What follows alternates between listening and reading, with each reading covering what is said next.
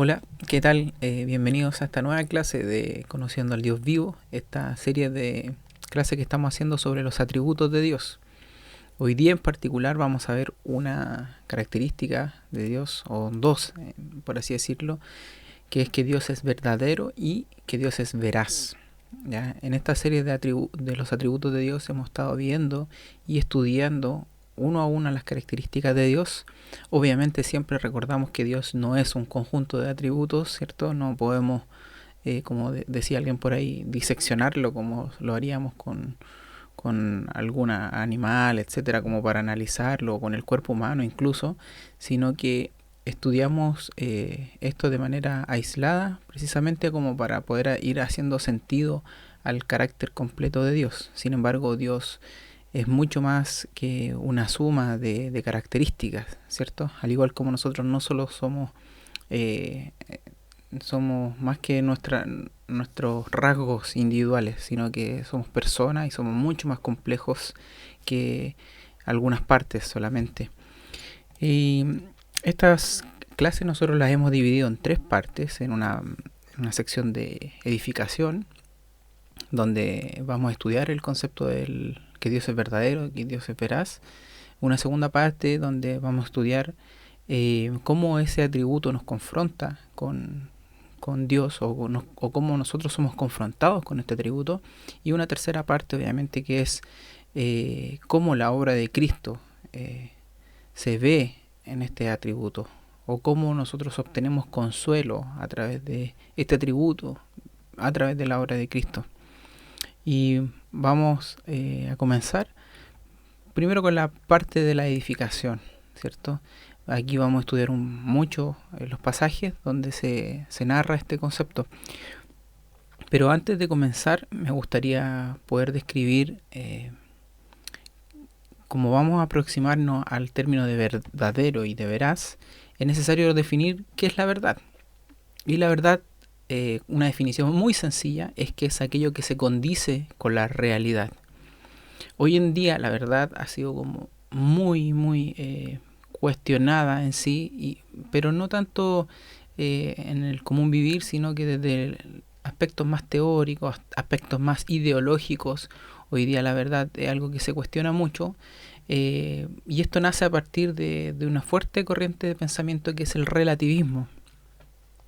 Quería mostrarle aquí una cita de un teólogo que dice: eh, decir es verdad para ti suena educado y tolerante, pero el problema es que tuerce la palabra verdad para que no signifique revelación de cómo son las cosas en la vida real, sino algo que en realidad ocurre en tu interior. Entonces, hoy en día está muy de moda que escuchamos que existen diferentes verdades, que las verdades dependen del punto de opinión de cada persona, dependen del punto de vista, dependen de lo que yo siento, de cómo yo veo las cosas, de mis experiencias, y se ha empezado a negar esta idea de que la verdad es algo absoluto, ¿ya? Por eso se habla de relativismo. Aquí hay dos palabras que es necesario tener en cuenta. Eh, el relativismo es el antónimo al absolutismo, o el relativo es antónimo de lo absoluto. ¿Y lo absoluto qué significa?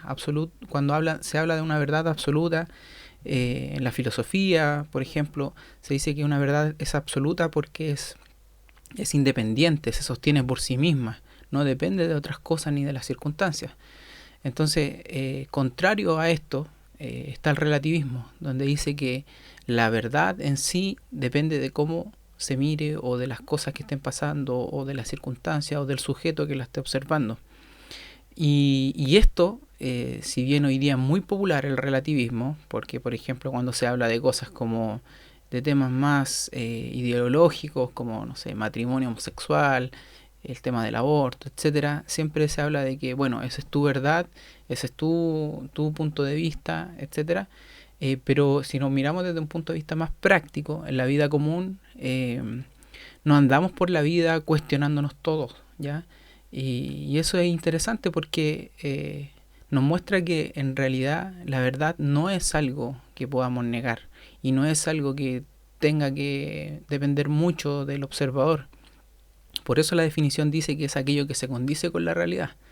¿Ya? Cuando yo digo, por ejemplo, mi celular sirve para hablar con otra persona a distancia, si eso que estoy diciendo es efectivamente lo que hace el teléfono, entonces estoy diciendo una verdad, ¿ya? Estoy siendo verdadero, estoy actuando de acuerdo a la verdad. Sin embargo, obviamente mucha gente que ha puesto esto en cuestionamiento, pero en la práctica no es muy válido, ¿ya?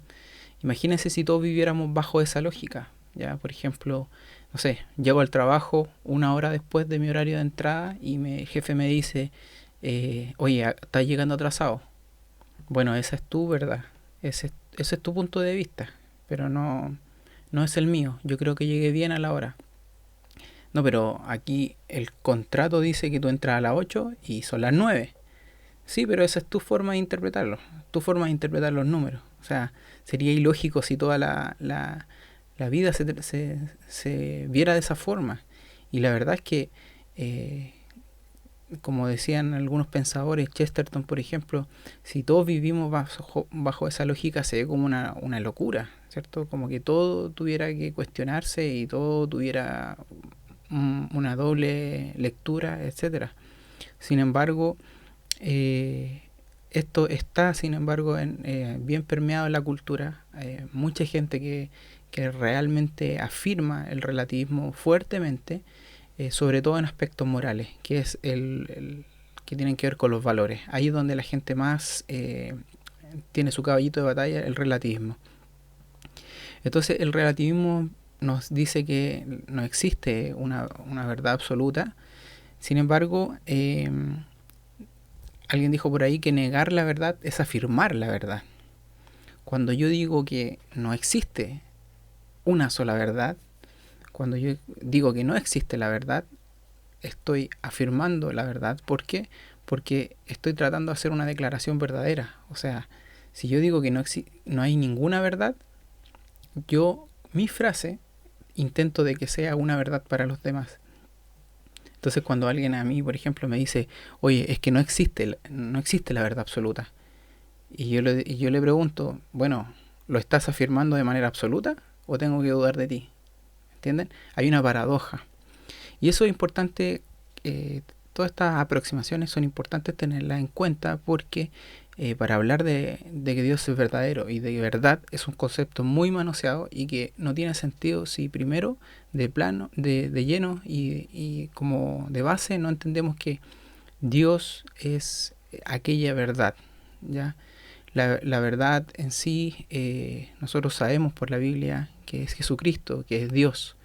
Él es el absoluto, ¿sí? Él es de donde nacen y todas las cosas y se sostienen todas las cosas, todas las afirmaciones en sí. Y así vamos a dar inicio al estudio bíblico. Entonces, es necesario entender que Dios es verdadero y que Dios es veraz. Eso lo vamos a ver en la clase de hoy día. Y también que Dios es fiel. Eso lo vamos a ver en la próxima clase. ¿Ya? Entonces tenemos estos tres atributos que son que Dios es verdadero, que Dios es veraz y que Dios es fiel. Y estos tres atributos se pueden resumir en una sola característica o atributo, que es que Dios es íntegro, ¿sí? Que Dios sea verdadero, veraz y fiel, habla de la integridad de Dios, ¿sí? Entonces, partimos hablando de la integridad de Dios, damos un paso atrás y hablamos de la integridad de Dios. Y cuando hablamos de integridad o de integral, muchas veces se nos viene a la cabeza esto, que es un pan integral, ¿ya? ¿Y por qué pongo un pan integral? ¿Y por qué se llama pan integral? Esa es la pregunta.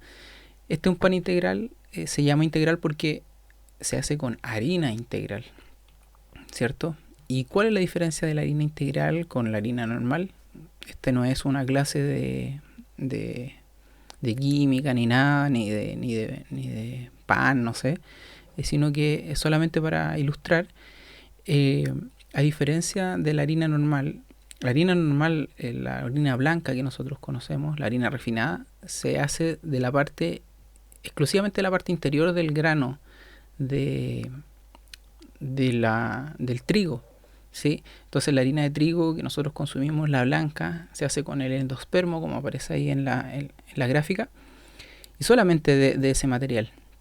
Sin embargo, la harina integral se hace con todo el grano, o sea, tanto con el salvado, ¿cierto? Y con toda todos los componentes del grano en sí. Entonces, ¿cuál es la diferencia entre la harina normal y la harina integral? Es que la harina integral se llama integral porque ocupa todo el grano, o sea, el grano completo. Y esa es la definición de integridad. Integridad o integral viene del latín integer, ¿sí? Que se refiere a cualquier cosa que es completa o entera, ¿ya? Entonces, decimos que Dios es íntegro, que Dios es completo, que Dios es entero, ¿sí? O sea, no le falta nada. Y pensamos en estos tres atributos, que es verdadero, veraz y que es fiel. Que es verdadero significa que Él es real, ¿ya? Que no es fabricado, que no es inventado, que no es una imitación, sino que Dios es auténtico, es genuino, ¿ya? Veraz nos referimos a que Él solo actúa y habla dentro de la esfera de la verdad, que la falsedad es contraria a su carácter. Entonces, tenemos una parte que es la esencia, o sea, Dios es verdadero, es genuino, y por otra parte, lo que Él hace y dice es verdad, o se condice con la verdad. Y por último, vemos que Él es fiel, Él siempre cumple sus promesas, o sea que Él siempre hace lo que promete. Entonces, vamos a partir viendo que la Biblia nos enseña que Dios es verdadero. Cuando leemos en la Biblia, vemos varios pasajes acerca de esta verdad. Uno es Jeremías 10:10, que dice: pero el Señor es el Dios verdadero. Él es el Dios vivo y el Rey eterno. Ante su enojo tiembla la tierra y las naciones son impotentes ante su indignación. Entonces vemos esta primera mención aquí, una mención en la Biblia de que Dios es verdadero y que Él es vivo, ¿ya? En Juan 17:3 dice que esta es la vida eterna, que te conozcan a ti, el único Dios verdadero, y a Jesucristo a quien has enviado. Habla de dos características que son que Dios es único y que Dios es verdadero. Vemos de nuevo la mención de verdadero. En 1 Tesalonicenses 1:9 vemos también que dice: pues ellos mismos cuentan acerca de nosotros, de la acogida que tuvimos por parte de vosotros y de cómo os convertisteis de los ídolos a Dios para servir al Dios vivo y verdadero. ¿Ya? Entonces aquí hay nuevamente la mención de que Dios es vivo y que Dios es verdadero. Acá hay otro texto en Apocalipsis 6:10 que dice: y clamaban a gran voz diciendo: ¿hasta cuándo, oh Señor santo y verdadero, esperarás para juzgar y vengar nuestra sangre de los que moran en la tierra? Aquí hay una nueva mención de que Dios es verdadero y que también Dios es santo. Entonces, con estas menciones nos damos cuenta que la Biblia enseña que Dios es verdadero, ¿ya? Que su esencia es verdadero. Y que sea verdadero implica también que Él es único. Ya vimos que Jesús nos dijo que Él es el único Dios verdadero, ¿ya? Entonces la Biblia nos enseña que Dios es único. Hay textos que hablan de esto. Por ejemplo, se nos dice: oh Señor Dios, por eso tú eres grande, pues no hay nadie como tú, ni hay Dios fuera de ti, conforme a todo lo que hemos oído con nuestros oídos. Eso es 2 Samuel 7:2, donde se nos dice entonces que Dios es único, que no hay nadie como Él, y que no hay un Dios fuera de Él, o sea que Él lo es todo, ¿ya? En 1 Reyes 8:60 dice: a fin de que todos los pueblos de la tierra sepan que el Señor es Dios y no hay otro. Nuevamente se reitera la misma idea: el Señor es Dios, no hay otro, ¿ya? En Isaías 46:9 se dice: acordaos de las cosas anteriores ya pasadas, porque yo soy Dios y no hay otro. Yo soy Dios y no hay ninguno como yo, ¿ya? Esta doble reiteración de esta frase que viene de boca de Dios, que dice: yo soy Dios, no hay otro, yo soy Dios y no hay ninguno como yo, ¿ya? Esto entonces, un componente de que Dios sea verdadero es que no hay otro como Él. No, Dios no tiene imitaciones. Dios no hay ni imitación de alguien, ni Dios tiene quien lo puede imitar. Con eso podemos concluir que la Biblia también enseña que Dios es incomparable. Dios es incomparable. Leemos en el Salmo 115, versículo 3 al 9. Nuestro Dios está en los cielos. Él hace lo que le place. Los ídolos de ellos son plata y oro, obra de manos de hombre. Tienen boca y no hablan, tienen ojos y no ven, tienen oídos y no oyen, nariz y no huelen, tienen manos y no palpan, tienen pies y no caminan. No emiten sonido alguno con su garganta. Se volverán como ellos los que los hacen y todos los que en ellos confían. Oh Israel, confía en el Señor. Él es tu ayuda y tu escudo. Entonces aquí se nos habla de que Dios es incomparable y que los ídolos no son más que una fabricación humana, ¿cierto? Está en el contexto del Antiguo Testamento, donde la gente manifestaba sus creencias, otras religiones manifestaban sus creencias a través de hacer ídolos, ¿cierto? Y estos ídolos se hacían de material, de madera, ¿cierto? Se adornaban, etcétera. Pero si bien se les podía dar una forma reconocible como humana, por ejemplo, o como de un animal, y se les podían poner diferentes órganos como orejas, ojos, etcétera, estos no funcionaban, ¿sí? Eran solo una apariencia, tenían apariencia de algo, pero no hacían aquello que parecían ser, ¿cierto? Hay otro pasaje acá en Isaías 46, del 5 al 10, que dice que el Señor, hablando de que Él es incomparable, pregunta: ¿a quién me asemejaréis? ¿Me igualaréis o me compararéis para que seamos semejantes? Los que derrochan el oro de la bolsa y pesan la plata en la balanza pagan a un orfebre, o sea, una persona que trabaja con joyas, ¿cierto?, para que haga un dios de ello. Se postran y lo adoran. Lo levantan en hombros y lo llevan. Y lo colocan en su lugar y allí se está. No se mueve de su lugar. Aunque alguno clame a él, no responde. De su angustia no lo libra. Acordaos de esto y estad confiados. Ponedlo en vuestro corazón, transgresores. Acordaos de las cosas anteriores ya pasadas, porque yo soy Dios y no hay otro. Yo soy Dios y no hay ninguno como yo, que declaro el fin desde el principio y desde la antigüedad lo que no ha sido hecho. Yo digo, mi propósito será establecido y todo lo que quiero realizaré. Aquí no puede haber una mención más clara. No puedo dar más comentarios ante lo que Dios mismo dice de sí. ¿A quién me asemejarán? ¿A quién me igualarán? ¿Con quién me compararán?, dice el Señor. Y es algo que tenemos que enfrentarnos. ¿Con qué puede ser comparado Dios? Esto es una pregunta retórica, ¿cierto? Porque no hay nada que se compare a Dios. No hay nada. Todas las cosas son creación de Él. Él es único, es incomparable. Otro pasaje aquí en Jeremías 10, del 3 al 16, que dice: porque las costumbres de los pueblos son vanidad, pues un leño del bosque es cortado, y lo trabajan las manos de un artífice con la azuela. Con plata y oro lo adornan, con clavos y martillos lo aseguran para que no se mueva. Como los espantapájaros de un pepinar, sus ídolos no hablan. Tienen que ser transportados porque no andan. No les tengáis miedo, porque no pueden hacer ningún mal, ni tampoco hacer bien alguno. No hay nadie como tú, oh Señor. Grande eres tú, y grande es tu nombre en poderío. ¿Quién no te temerá, oh Rey de las naciones? Porque esto se te debe.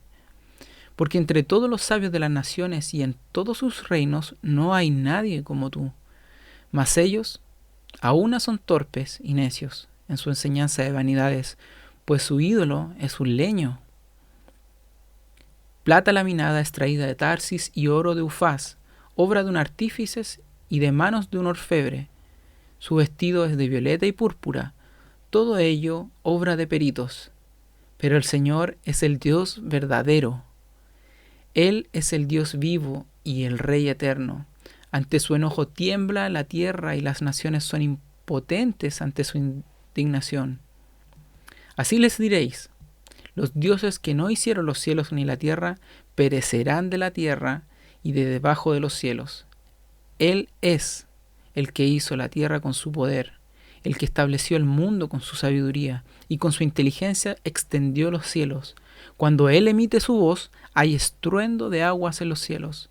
Él hace subir las nubes desde los extremos de la tierra, hace los relámpagos para la lluvia y saca el viento de sus depósitos. Todo hombre es torpe, falto de conocimiento. Todo orfebre se avergüenza de su ídolo, porque engañosas son sus imágenes fundidas, y no hay aliento en ellas. Vanidad son, obra ridícula, en el tiempo de su castigo perecerán. No es como esta la porción de Jacob, porque él es el hacedor de todo, e Israel es la tribu de su heredad. El Señor de los ejércitos es su nombre. Vemos en este pasaje que acabamos de leer, que si bien puede parecer largo, nos ayuda a comprender algunas cosas. Primero, los ídolos son vanidad. Dice el pasaje: porque las costumbres de los pueblos son vanidad. Mas ellos aún son torpes y necios en su enseñanza de vanidades, pues su ídolo es un leño. Vanidad son, obra ridícula, y en el tiempo de su castigo perecerán. Son vanidad, ¿cierto?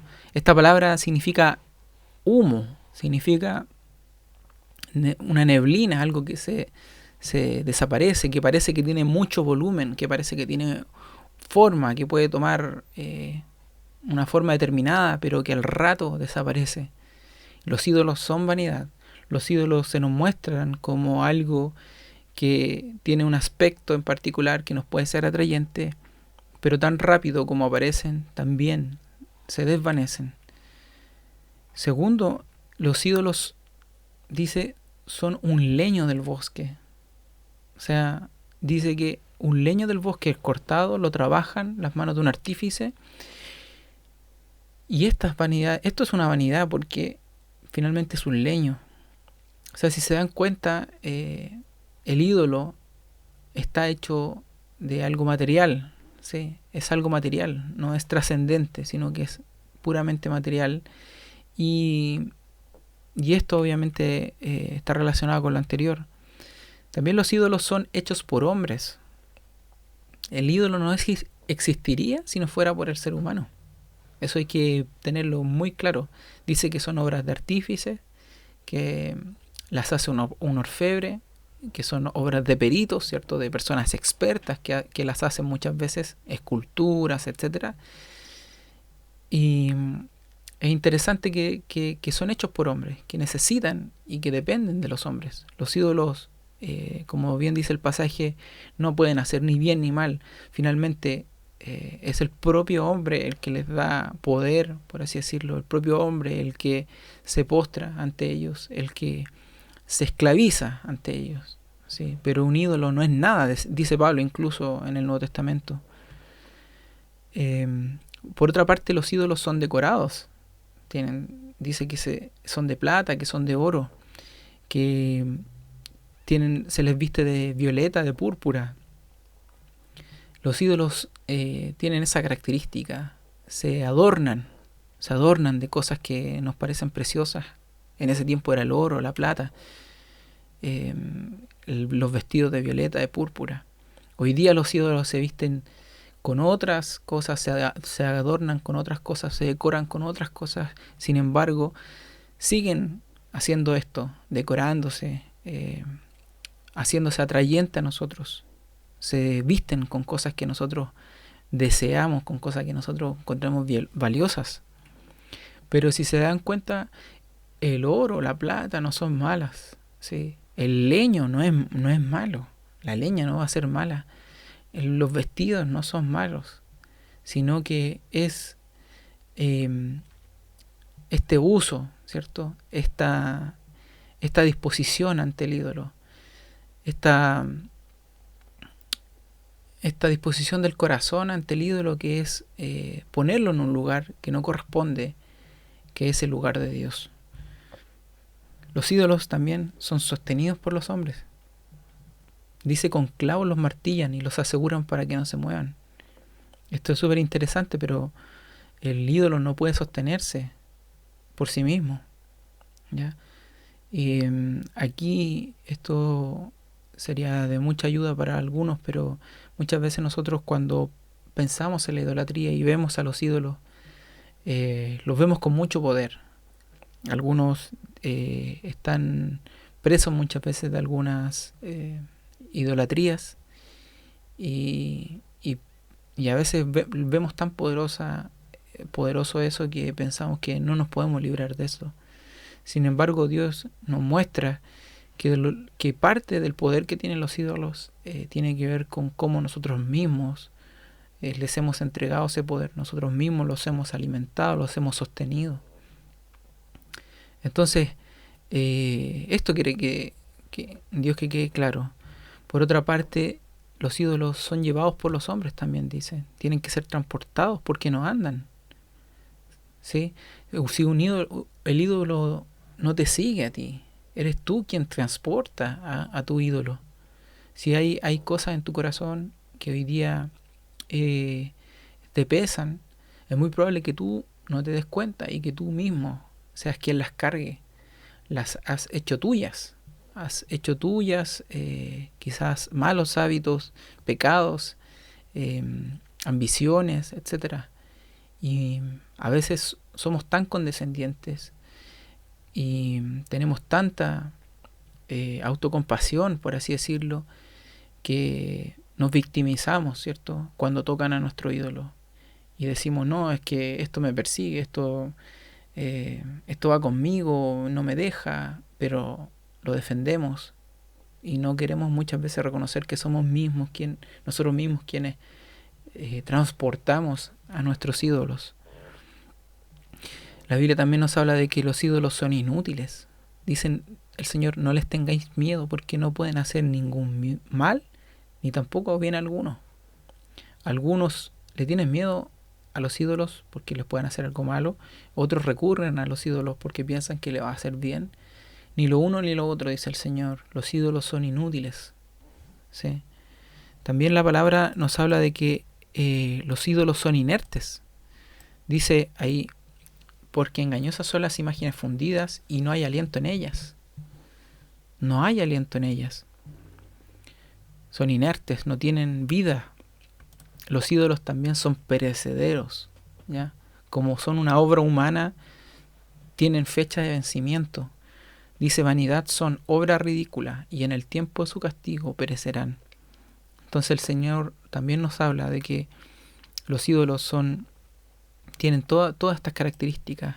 ¿Cómo son los ídolos? Son vanos, son materiales, son hechos por los hombres, son sostenidos por los hombres, son transportados por los hombres, son inútiles, son inertes y son perecederos. Ahora, ¿qué tiene que ver el atributo de que Dios sea verdadero con los ídolos? Es precisamente porque el atributo de que Dios es verdadero surge como una contraposición a la naturaleza de los ídolos. Entonces, no solamente nos preguntamos cómo son los ídolos y vemos todas estas características, sino también nos preguntamos cómo es Dios. Y Dios se contrapone a todas las características que acabamos de mencionar. Dios es íntegro, Dios es inmaterial, Dios es creador de todas las cosas, Dios es sostenedor de todas las cosas, Dios es omnipresente, es bueno y omnipotente, es espíritu y es eterno. Entonces, si lo vemos acá, hay un contraste muy claro entre los ídolos y Dios. Ahora la pregunta que alguien se podría hacer es ¿por qué en la Biblia se menciona tanto la frase Dios es verdadero? ¿Sí? ¿Por qué no se habla solamente de Dios y se habla de Dios verdadero? Y aquí le pongo una foto de dos relojes que parecen idénticos y son casi iguales, ¿cierto? Pero hay uno que es real y otro que es falso. Entonces nos podemos hacer la siguiente pregunta: ¿por qué es necesario que alguien diga tengo un Rolex verdadero o auténtico o genuino Y nosotros hacemos ese tipo de afirmaciones, o la gente puede hacer ese tipo de afirmaciones porque existen imitaciones, ¿sí? Y el hecho de que existan imitaciones nos obliga muchas veces a decir, este es el auténtico, mencionarlo, aunque nadie lo haya dicho, ¿ya? Si por ejemplo yo sé que hay algo que está muy copiado, ya sea una prenda de vestir, sea, es como lo acabamos de ver, un reloj o cualquier otra cosa, si yo digo que es auténtico, inmediatamente hago la diferencia, ¿cierto? Entonces vemos que las imitaciones no solo se asemejan a algo, sino que pretenden ser esa cosa. Porque yo podría tener un reloj que es idéntico a un Rolex, pero que no diga Rolex. O un reloj idéntico en calidad, idéntico en materiales, pero que no diga Rolex. Sin embargo, ¿qué hacen las copias? Las copias copian incluso hasta la marca, ¿cierto?, del producto. Entonces, no es que solamente traten de asemejarse, sino que lisa y llanamente se pretenden ser aquello que no son. Entonces, en resumen, una copia de ese estilo es nada más que un engaño. Entonces, volviendo a nuestra pregunta inicial, ¿por qué en la Biblia se menciona tanto la frase Dios es verdadero o Dios verdadero? Porque existen imitaciones. Y esas imitaciones son las que nosotros llamamos ídolos, los cuales son falsos dioses. Y vemos la comparación que hicimos delante. Un ídolo es vano, Dios es íntegro, ¿cierto? Un ídolo es material, Dios es inmaterial. Un ídolo es hecho por el hombre, Dios hizo al hombre, es creador de todas las cosas. Y así podemos seguir comparando. Entonces, hablamos de Dios verdadero, o se menciona la característica de Dios verdadero, en contraposición a los ídolos que son falsos. Entonces, de esa manera podemos resumir el atributo de que Dios es verdadero, que significa que Dios es genuino, que Dios es auténtico, ¿sí?, en su ser. Y ahora pasamos a la siguiente verdad que nos dice que la Biblia nos enseña que Dios es veraz. En Isaías 65:16 dice, porque el que es bendecido en la tierra será bendecido por el Dios de la verdad, y el que jura en la tierra jurará por el Dios de la verdad, porque han sido olvidadas las angustias primeras y porque están ocultas a mis ojos. Aquí ya no se habla solamente de Dios verdadero, sino que se habla del Dios de la verdad, ¿sí? Lo mismo que en Salmo 31:5 dice, en tu mano encomiendo mi espíritu, tú me has redimido, oh Señor, de verdad. En Juan 3:33 se dice, el que ha recibido su testimonio ha certificado esto, que Dios es veraz. Entonces tenemos esta segunda característica de Dios, que no solamente es verdadero, sino que es verdad, veraz. Entonces, por un lado, lo verdadero tiene que ver con el ser, lo que yo soy. Y por otra parte, la veracidad tiene que ver con lo que decimos o hacemos, en este caso con lo que Dios dice y hace. Dios es verdadero tanto en su ser como en su palabra y en sus obras. Y para poner más claro estos dos conceptos, imagínense que se les acerca a un periodista, ¿ya?, hacerle una entrevista. Lo primero que me gustaría saber a mí, si alguien se me acerca en la calle a hacerme un par de preguntas, es primero si realmente él es un periodista, si realmente es una persona que está ejerciendo su profesión y no es una persona que me quiere engañar y que me quiere sacar información para usarla de otra forma, sino que es verdaderamente un periodista, y lo que hace un periodista es obviamente entrevistar y obtener información para hacer algún reporte o una noticia. Entonces, por un lado, yo quiero saber si ese periodista es verdadero, es un verdadero periodista, es decir, estudió periodismo, se dedica a su profesión, la ejerce, etc. Pero a su vez no solamente quiero saber si él es verdadero, sino quiero saber si él es una persona veraz. ¿Y qué quiere decir una persona veraz? Que él, una vez que me haga me obtenga la información de mí, me haga la entrevista, él luego la va a comunicar de una manera correcta, ¿sí? No me va a sacar de contexto, no va a tergiversar mis palabras. Eso significa que este periodista sea veraz, ¿sí? Entonces, cuando viene un periodista y me entrevista, busco dos cosas: que él sea verdadero, que sea realmente un profesional, pero a su vez que él sea veraz, o sea, que la información que obtenga y lo que él diga luego sea también verdad, ¿ya? Entonces, con esto podemos aclarar o ejemplificar estos dos conceptos. Dios es verdadero, o sea, todo lo que él dice de sí mismo y cómo él se ha revelado es verdad. Él es Dios, ¿sí? No es en parte así, no es medianamente así, sino que él es así como lo ha revelado. Todos estos atributos que hemos visto en las clases pasadas, Dios es verdadero en poseerlos y en tenerlos, ¿sí? Por otra parte, Dios es veraz porque Él cumple de acuerdo a la verdad las cosas que Él dice. O sea, todo lo que Él dice es verdadero. Él no sería capaz de mentir. Y eso también la palabra lo dice, que Dios no puede mentir, que Dios no puede contradecirse, que Dios está ajeno a la total falsedad, a la mentira. Entonces, por un lado, Dios es verdadero y por otra parte, Dios es veraz. Entonces, en resumen, verdadero significa que Él es real, que no es fabricado, que no es inventado, y por otro lado, que no es una imitación. Otros lo intentan imitar a Dios, pero Dios no es imitación de nadie. Dios es auténtico. Y por otra parte, Dios es veraz. Él solo actúa y habla dentro de la esfera de la verdad. La falsedad es contraria a su naturaleza. Entonces ya definimos desde el punto de vista bíblico qué es lo que significa que Dios sea verdadero y qué es lo que significa que Dios sea veraz. Y ahora entramos a la parte de la exhortación.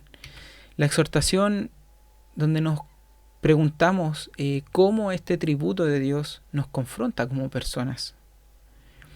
Y quiero dar dos exhortaciones. Primero, no confundamos a Dios con los ídolos. Recordemos que decía el Salmo 135, tienen boca, pero no hablan. Tienen ojos, pero no ven. Tienen orejas, pero no oyen. Así son los ídolos. Y la invitación o la exhortación es aquí, primero, así son los ídolos, Dios no es así. ¿Cuántas veces hemos creído que Dios no nos habla? ¿O cuántas veces lo hemos pensado? A lo mejor ahora lo estamos pensando. Dios no habla a mi vida. Dios no me entrega mensajes. Dios no llega con su palabra a mi vida. ¿O cuántas veces hemos dicho o pensado, incluso ahora he estado experimentando, que Dios no nos ve, que Dios está ajeno a nuestras circunstancias, que Dios no le importa, que no se involucra en mi vida, que Dios hace vista gorda a las cosas que me pasan, que Dios no tiene en cuenta las cosas que yo he sufrido, que Él no tiene idea por lo que yo he pasado? ¿Cuántas veces hemos pensado eso? ¿Cuántas veces lo hemos dicho incluso? ¿O cuántas veces hemos pensado que Él no nos oye? ¿Cuántas veces hemos dicho, parece que mi oración es al viento, parece que esta oración llega aquí al techo y ahí choca y no llega a nadie? O parece que estoy orando por orar, no hay un oído que esté atento a lo que yo estoy diciendo. ¿Cuántas veces lo hemos dicho? ¿Cuántas veces lo hemos pensado? Pero eso son las características de un ídolo, y Dios en su palabra lo que constantemente nos está diciendo y exhortando es: yo no soy como los ídolos, yo no soy como los ídolos. Ellos tienen boca y no hablan, ellos tienen ojos y no ven, ellos tienen orejas y no oyen. En cambio la palabra dice, segunda de Pedro, por ejemplo, Pedro aquí nos dice que Dios habló claramente. Dice, porque cuando os dimos a conocer el poder y la venida de nuestro Señor Jesucristo, no seguimos fábulas ingeniosamente inventadas, sino que fuimos testigos oculares de su majestad. Pues cuando Él recibió honor y gloria, de Dios Padre, la majestuosa gloria le hizo esta declaración: este es mi Hijo amado en quien me he complacido. Eso atestigua la gente que vio a Jesucristo, que Dios mismo habló y dijo: este es mi Hijo amado en quien me he complacido.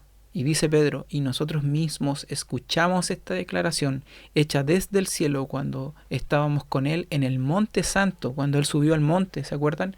En la transfiguración. Este es mi Hijo amado, en Él me he complacido. Pedro nos dice: Dios habló claramente.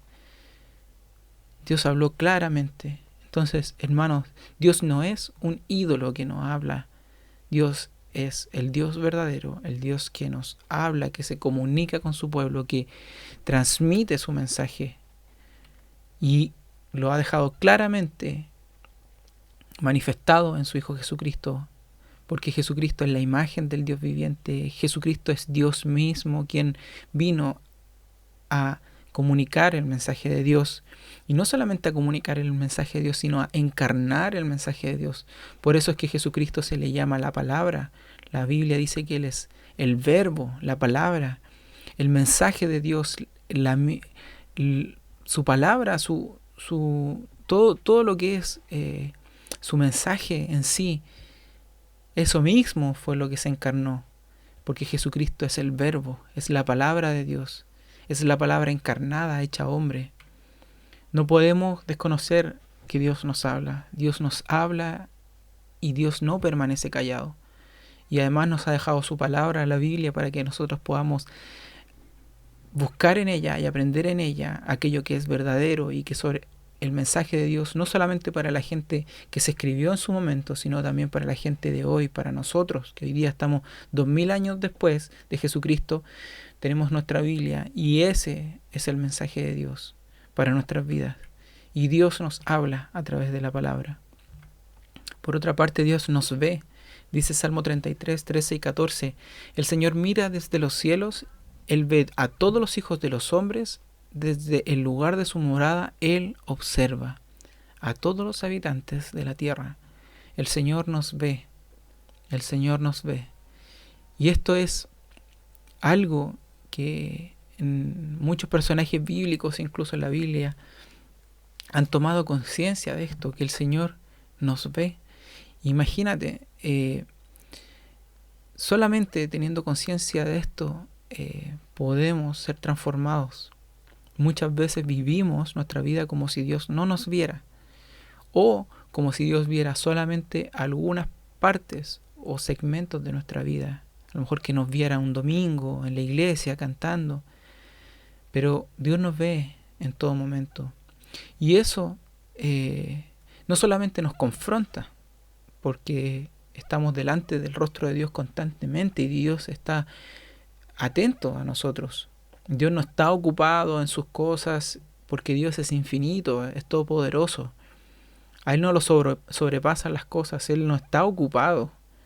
Él está siempre al tanto de cada una de sus criaturas, de cada uno de sus hijos. Y Él nos ve, dice la Escritura.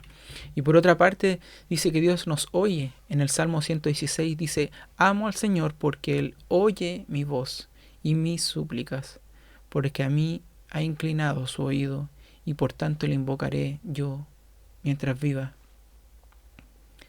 Y aquí nuevamente un antropomorfismo, como lo vimos en una de las clases pasadas.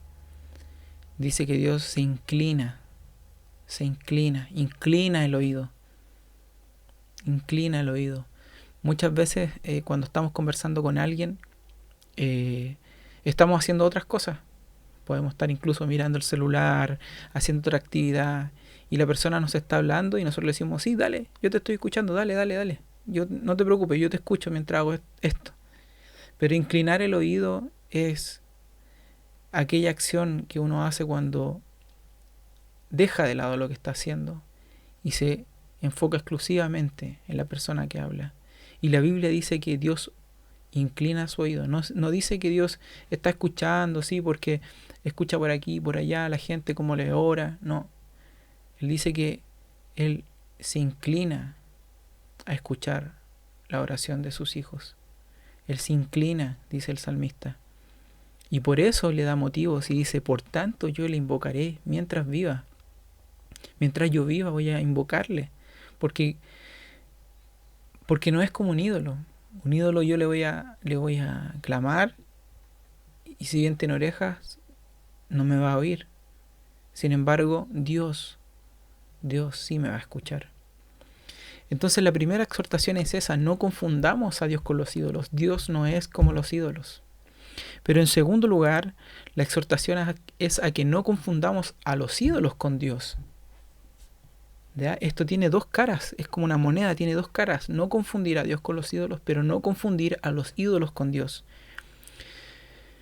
Fíjense que aquí les pongo una foto de unos montes con esta frase, levantaré mis ojos a los montes, ¿de dónde vendrá mi socorro? Algunos ya saben de dónde viene esa frase, ¿cierto? Es del Salmo 121. Este es uno de los salmos de ascenso. ¿Y qué es un salmo de ascenso?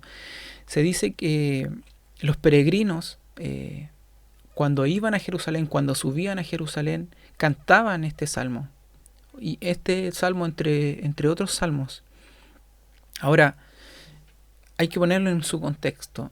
Los israelitas, al menos una vez al año, iban a Jerusalén por ley. Y Jerusalén quedaba en un lugar alto. ¿Sí? Entonces, geográficamente. ¿Ya? Entonces era un lugar donde uno tenía que ir caminando, pero iba subiendo en altura. Por eso se llaman salmos se les ha llamado o se les denomina salmos del ascenso, porque en esta caminata, en este peregrinaje, aquellas personas que vivían fuera de Jerusalén y que iban hacia Jerusalén, iban cantando estos salmos, estos creyentes. Y mientras iban subiendo, dice que el salmista dice, levantaré mis ojos a los montes. Entonces él va caminando, ¿cierto? Y levanta sus ojos a los montes. Ahora, ¿qué significa eso? La Biblia también, por otro lado, muchas veces habla de los lugares altos. Y si alguno está familiarizado con esa frase, los lugares altos eran precisamente estos pináculos, ¿cierto?, de los montes, donde los adoradores de otros dioses hacían sus holocaustos, ¿sí? Entonces, las otras religiones ocupaban estos pináculos o estas cimas de los montes para poner ahí sus altares, prender fuego, hacer holocaustos, hacer sacrificios y adorar a sus ídolos o a sus dioses falsos. Entonces, cuando el salmista va camino a Jerusalén, camino a la ciudad santa, levanta sus ojos hacia los montes. ¿Y cuál era la imagen que él podía ver en los montes? ¿Qué era lo que veía en los montes? Veía el fiel reflejo de la idolatría humana. Por eso él se hace esta pregunta: ¿de dónde vendrá mi socorro? ¿De dónde vendrá mi socorro? Si esta gente está acudiendo a sus ídolos, yo me pregunto, ¿de dónde vendrá mi socorro? Y él responde, mi socorro viene del Señor que hizo los cielos y la tierra. Entonces, este salmo es impactante porque nos hace un contraste entre los ídolos y Dios. El salmista dice, ¿de dónde viene mi socorro? O en otras palabras, esta pregunta que también insinúa, se podría decir, ¿pondré yo mi confianza en los ídolos? Eso es lo que el salmista está preguntando, en otras palabras. Levanto mis ojos a los montes, veo la idolatría, veo gente poniendo su confianza en dioses falsos, en ídolos. Y yo me pregunto, ¿pondré yo mi confianza en esos ídolos? ¿Pondré yo mi confianza en dioses falsos? ¿Pondré o pediré yo ayuda a esos ídolos? Y el salmista dice, mi socorro viene del Señor. O sea, no voy a poner mi confianza en ídolos.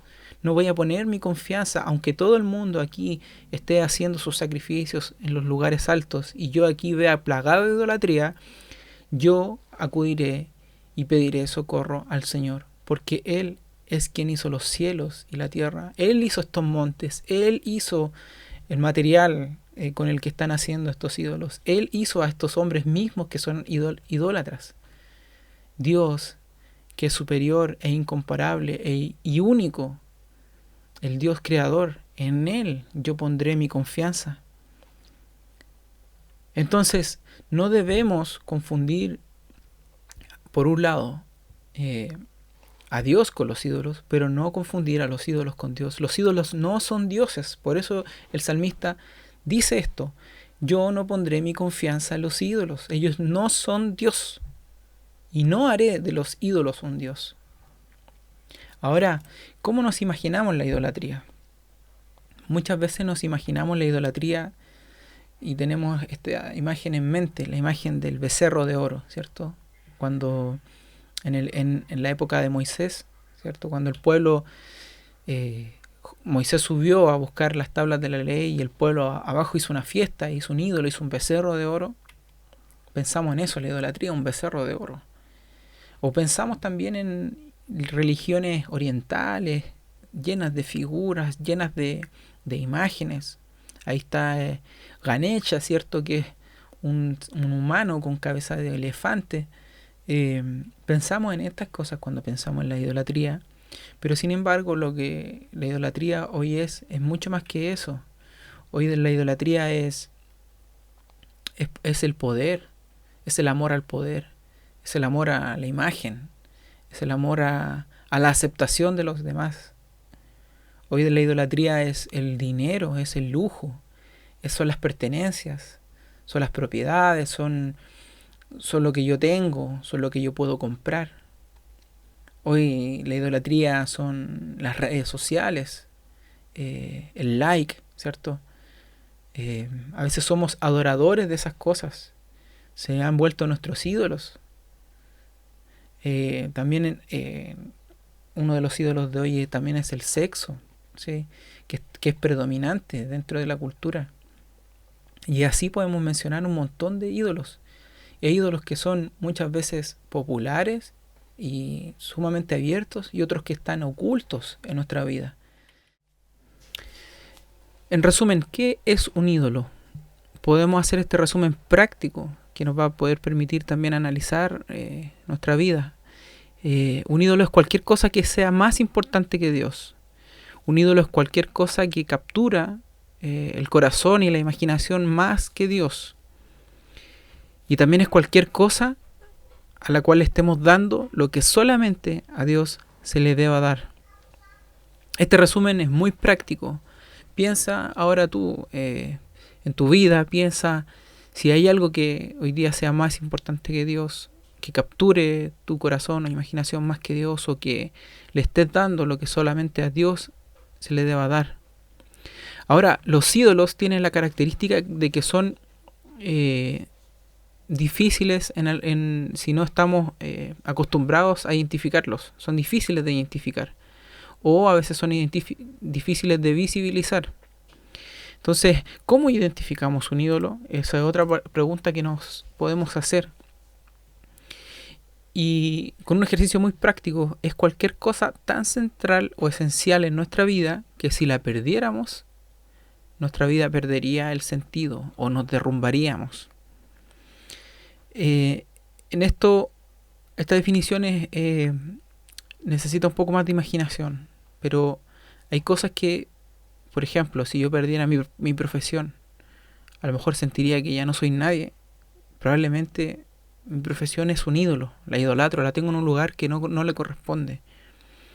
No sé, si a lo mejor si perdiera a alguien importante como un hijo, por ejemplo, porque también los hijos también pueden volverse ídolos, las relaciones se pueden volver ídolos, las cosas se vuelven ídolos, porque los ídolos no son cosas malas, los ídolos son cosas que de hecho Dios ha creado, son cosas buenas, son cosas, pero que Dios las ha entregado para que las pongamos en su correcto lugar. En el momento que nosotros las ponemos en un lugar que no le corresponden y le damos aquello que no le corresponden y las atesoramos y capturan toda nuestra vida más que lo que Dios desea, se transforman en ídolos. Entonces, cualquier cosa que sea tan central o esencial en nuestra vida y que si la perdiéramos nos derrumbaríamos y perderíamos el sentido de nuestra vida, eso es un ídolo.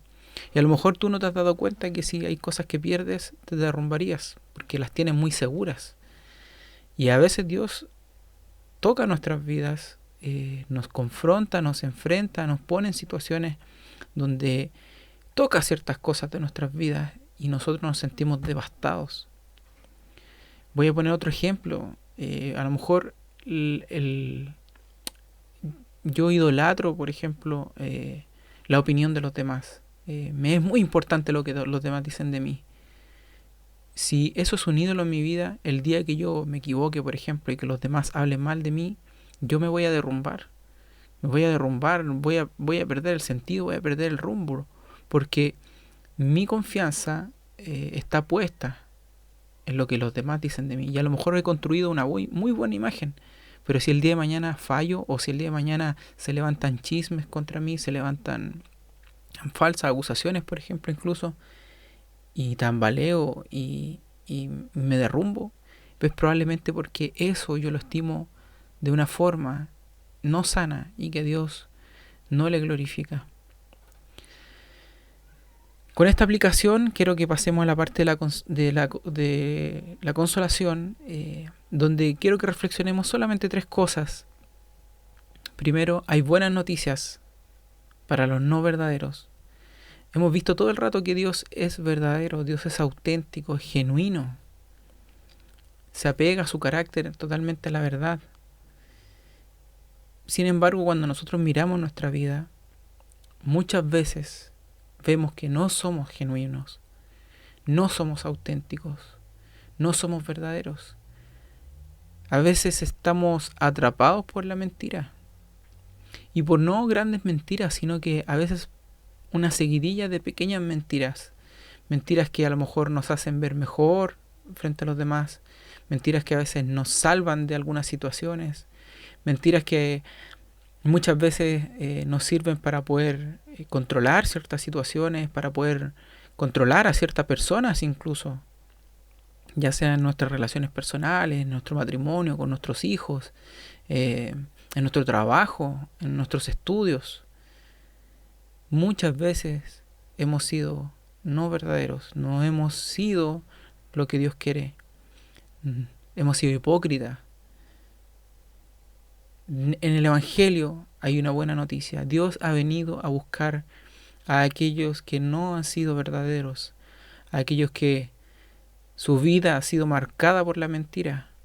Dios en el Evangelio nos ofrece la esperanza y la buena noticia de que podemos ser por medio de Jesucristo librados de la falsedad, librados de las mentiras.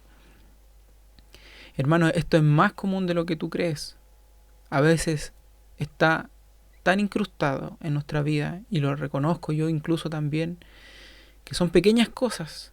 A veces incluso no son mentiras, a veces son medias verdades o verdades que exageradas, y que las utilizamos para poder obtener algo, para poder agradar a alguien, para poder controlar algo. Y eso nos pone delante de Dios como falsos. Somos falsos, hermanos. Hemos sido falsos. Si tú hoy día piensas que nunca has mentido, si nunca has torcido la verdad, deberías analizar también tu vida. Es muy probable que estés ciego a esto. E incluso esto sea un ídolo que tú estés protegiendo. La aceptación de los demás, la seguridad propia, etcétera. Pero lo importante y lo maravilloso es que en el Evangelio, en Jesucristo, Dios nos da una buena noticia. Y es que hay esperanza, hay buenas noticias para los que no hemos sido verdaderos. Porque Dios, en su Hijo, ha querido tomar nuestros pecados, ha querido tomar nuestra falsedad, nuestras mentiras, nuestro engaño, y ha querido ponerlo en la cruz. Y ahí en la cruz castigarlo en su Hijo. Es Jesucristo quien ha tomado nuestros pecados. Es el verdadero Dios. Ha querido venir a salvar a los falsos hombres, Fíjate que Dios creó al hombre para que fuera honesto. Fíjate que Dios creó al hombre para que fuera justo, para que fuera transparente, honrado, para que fuera horizontal, directo, para que no tuviera que hablar conforme a la mentira, sino conforme a la verdad. El hombre, ese es su diseño original. Si hoy día tú has mentido y eres mentiroso y mientes, eres un falso hombre. Mira qué paradójico. Eres un falso hombre, no estás actuando de acuerdo a cómo debiera ser un hombre verdaderamente, cómo debiera ser una mujer. No estás actuando de acuerdo al diseño de Dios. Pero hay esperanza, porque el verdadero Dios vino a salvar a los falsos hombres. Y hoy día, si tú pones tu fe en Jesucristo, Él es capaz y es poderoso para salvarte, primero para perdonarte de tus mentiras y segundo para ayudarte a salir de eso, para darte el poder, para librarte de las cadenas de la mentira. Como segunda consolación, y que está muy relacionada a la que ya he mencionado, en Cristo el verdadero Dios se ha hecho verdadero hombre. Esto es algo que las confesiones antiguas dicen desde muy temprano, desde que se formó la iglesia. Jesucristo, verdadero Dios y verdadero hombre.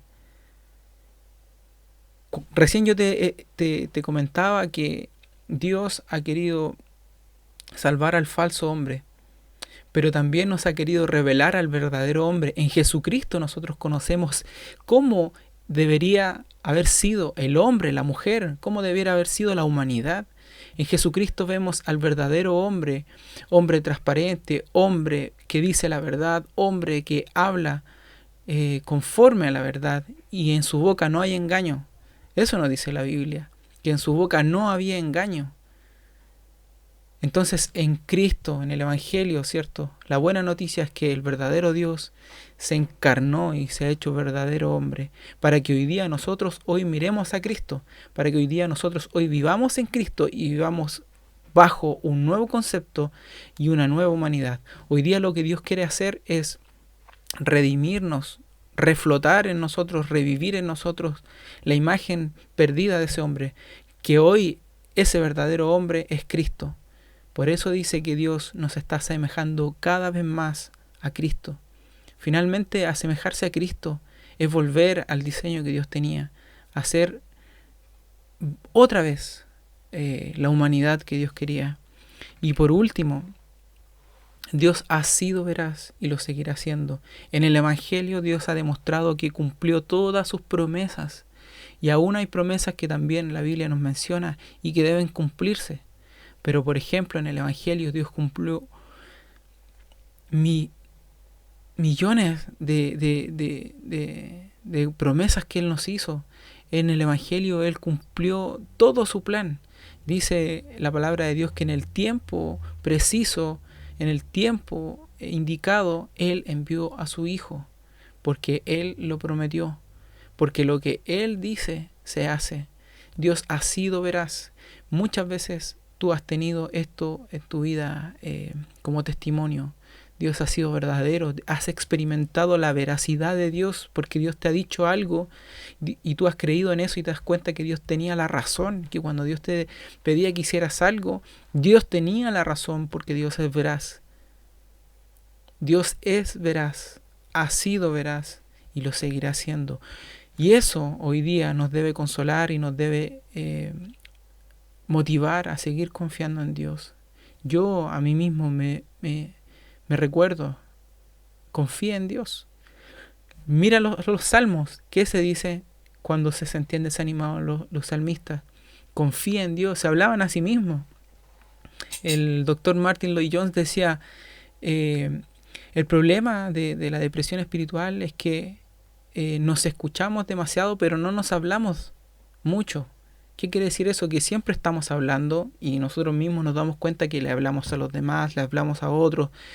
Hablamos mucho en el trabajo, en la familia, todo el día estamos hablando, diciendo cosas y nos escuchamos hablar a nosotros mismos todo el día, pero no nos hablamos a nosotros mismos. Y es un buen ejercicio recordarse las verdades del Evangelio, recordarse, soy un pecador, constantemente estoy inclinado a la idolatría, pero también recordarse, Cristo es mi Salvador, Cristo ha venido a librarme del pecado, Cristo ha venido a darme libertad. Y no solo eso, sino que Él es veraz, Él cumple su palabra es completamente verdad. Entonces, no solamente hables a los demás, sino también háblate a ti mismo, recuérdate la verdad del Evangelio, haz como el salmista, di, confía en el Señor, Edison, confía en el Señor.